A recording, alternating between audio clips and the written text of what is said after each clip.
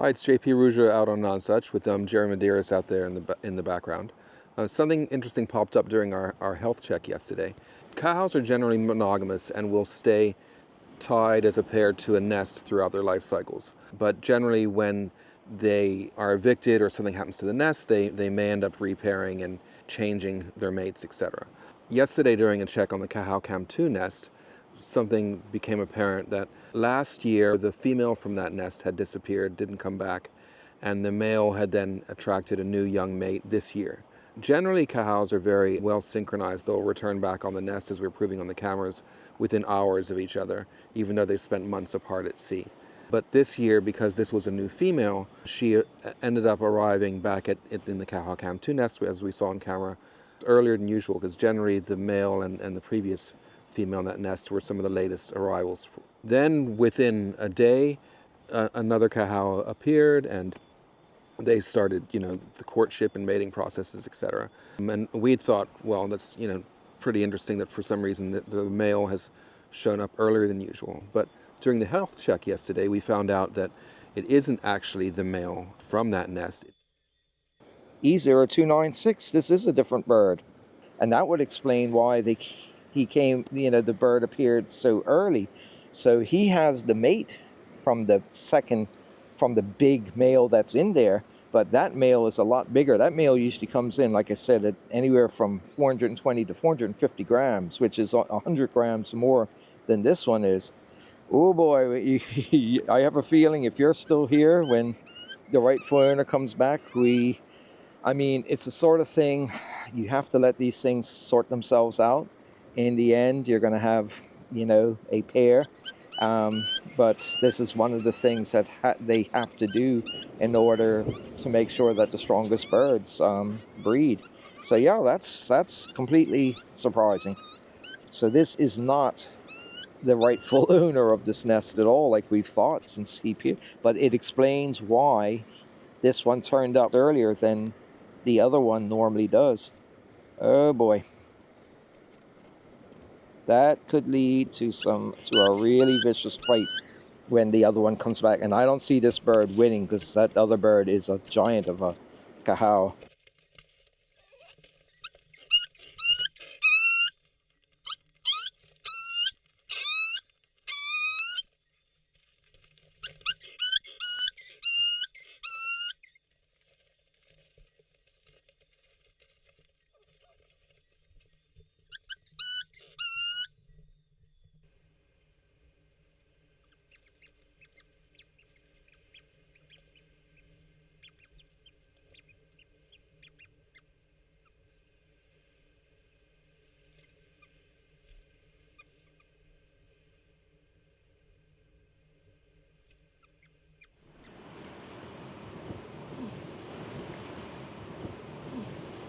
Hello, everybody. Yeah, well, I'm here with Haley from BioQuest at the entrance of the Cahao-Cam2 nest. There's a real question now as to this chick, which is now hatched and is growing like crazy.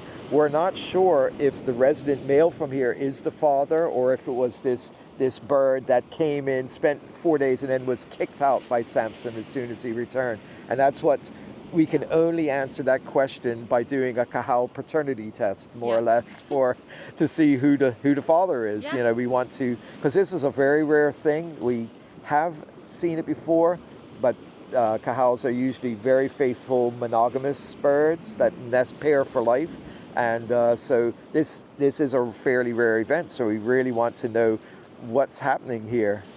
So yeah, let's get the chick and we'll see how he or she looks right now. It's impossible to sex them until they're almost completely, developed and ready to fly out to sea. So at this point, it could be either or. Oh my gracious. We have a very fat little bird here. Oh. Yeah. Oh my goodness. At this point, is I think slightly less than 2 weeks of age. Oh. So yeah, really I can feel his stomach feels like a little furry water balloon. So you want to hold him? Well, the thing to do is cup your hands, make a cup as long as they feel like they're not going to fall. Oh. They're fine. He's so soft. They're incredibly soft. They have 2 layers Oh of my down, goodness. which the down is extremely well insulating, and it's why the parents can leave them within 4 hours of them being hatched. As soon as they Right. dry out, they're able to generate enough heat Yeah. to not need constant brooding by the parents. So this is the chick that we are uncertain of its who the father is, more or less. We need to look at the paternity and such. And the way that we're going to do that is when this chick, about 2.5, 3 months from now, when it's almost full grown, is that we're going to have to take a blood sample from it, and BioQuest will be able to take a look. I think we already have a Analyze blood it. sample for Samson, possibly. I'm not sure about the other one, but we can see. But if need be, we can also do tests for that, and then we'd be able to tell right away who answered a big question of who's the daddy. We can sequence and then find out who the parents are. Yeah. Exactly. Well, who yeah. the father is. Yeah. Yeah. Who's your Who's daddy, your boy? daddy?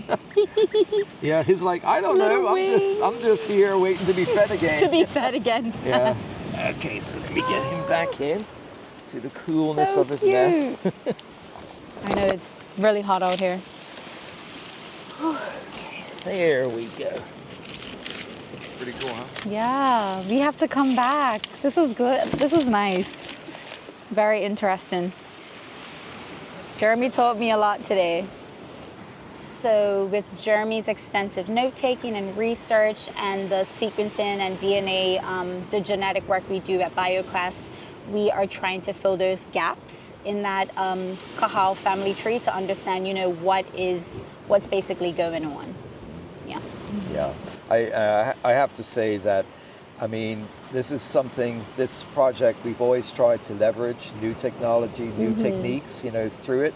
I've been very, very open to that, because the exciting thing is that we can now, with our partnership with BioQuest, we can answer questions that we never could have answered before. Yeah. There's some things we just did not have the ability to do that, but we can finally get a good idea. And because this colony has only been recently begun, we only had the first chick produced here in Right. 2009, and they hadn't nested here since the 1620s. So we literally have a clean slate, and we can see for the first time a wild population of colony growing from literally, Nothing. bird one, more or less. And now we're up to nearly 40 pairs this year. Right. So, this colony is going from strength to strength, and it just indicates none such is the future of this species, Yeah. because those little original nesting islands are failing under sea level rise Right. and increased hurricane activity. So it's really important to find out what's going on here. Like the epigenetic factors, what's going Well, on. Yeah. exactly. That's the thing. And how much is this happening?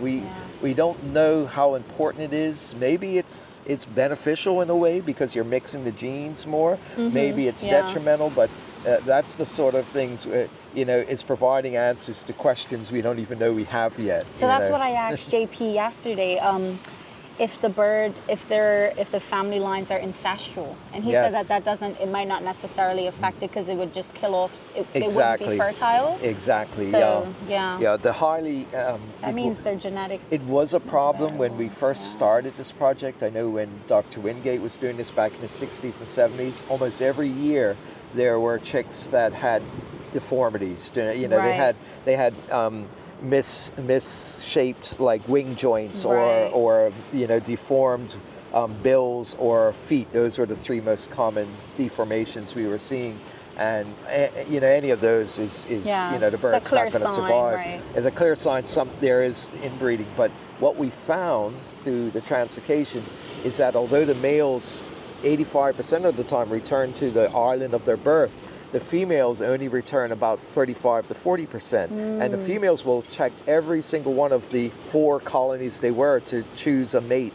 She's not absolutely grafted to that island. So rather than 4 tiny interbred, isolated populations, you had, the females were the ones that were keeping the genetics mixed as much as you could with 17 nesting pairs on the planet. And evidently it's when you get down to about 10 or less, that's where all the birds end up being inbred to a degree. And Right. so it looks like right now we still have the vast majority of birds have multiple lineages, Yeah, that's a in good them. thing. So Yeah. it's a lot of genetic variability. That's right. Yeah. And I'll tell you, the last time I had a an obvious deformity was over 15 years ago now. Okay. So I think as So the that's population good, has yeah. grown, that the genetic diversity is also growing, you Yeah. know, with it. So That's good. that's a very lucky, fortunate point that we had. If we'd have gotten a little bit lower, or if management work had started like 5 years later, it may have been too late to save the species, you know. So, yep. So there's lots of questions, and we're looking forward to the answers. Yeah. So that's Jeremy, JP, and Haley from Nonsuch Island, Bermuda, and yeah, we all want to know the answer to the question: who's the daddy of this little Who's the chick? daddy? So have a good day, everyone. Jeremy and JP here, gang, on Nonsuch, and this chick may be the half sibling of the chick from the Cahal-Cam 2 nest, in that the male bird, the father of this bird from this nest, R821, is also the bird that spent 4 days with the new female mate of Samson in the R832 or the Cahal-Cam 2 nest. So this might be the half sibling of that. So again, the plot thickens. Who's your daddy? It's possible that that male may be one of the first Cahals, certainly I've ever recorded, that has sired 2 chicks from 2 different females in 2 different nests in one season. So we'll see, but we won't really know until right at the end of the breeding cycle, when we're able to take feather or blood samples from the parents and from the chick, I should imagine, with this one. Anyway, let me get them back. It is quite hot out here. Yeah, so we'll see. We'll see how this story resolves itself. Hopefully there won't be a paternity suit or something coming out of it for the male bird in here. Yeah, but it is good that he was able to kick the pair of prospectors that had originally kicked him and his mate out of the nest. They were able to fight back and drive them off and eventually produce their own chick. And it is, I've confirmed, both male and female. It is the usual pair that's been nesting in here for 12 years now. So.